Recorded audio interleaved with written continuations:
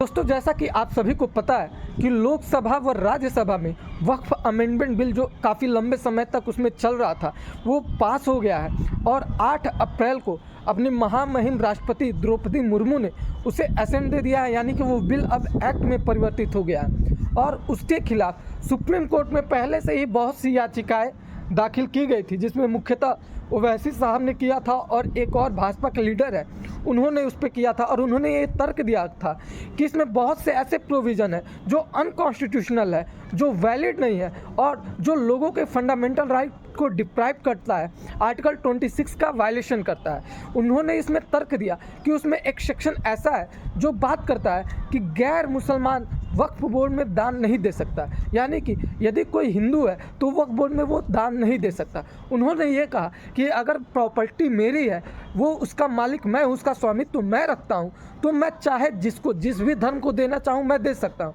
ये आपने उस पर उसके राइट को डिप्राइव किया है और ये अनकॉन्स्टिट्यूशनल है। उसमें दूसरा तर्क उन्होंने ये दिया कि आपने उसके मेंबर्स में जो उस कमेटी का मेंबर है उसमें 2 गैर मुसलमान को रखने की बातें की गई है। तो क्या उसमें 2 गैर मुसलमान रखने की बात की गई है तो आपने ये सिर्फ मुस्लिमों के लिए क्यों है, उनके धर्मों के लिए क्यों, किसी एक पर्टिकुलर धर्म को टारगेट क्यों किया जा रहा है? अगर आपको रूल आपको स्टैब्लिश करना है तो आपको सारे धर्मों को एक तरह से देखना चाहिए। आपके और मुसलमानों को ऐसा देख रहे हैं, उनके अंदर ये सब चीज़ें तब्दील कर रहे हैं। आपको हिंदुओं के भी ट्रस्टीशिप जो होते हैं मंदिरों के, उसमें भी 2 गैर हिंदुओं को रख दीजिए, बाकी धर्मों में भी 2 गैर हिंदुओं को रख दीजिए।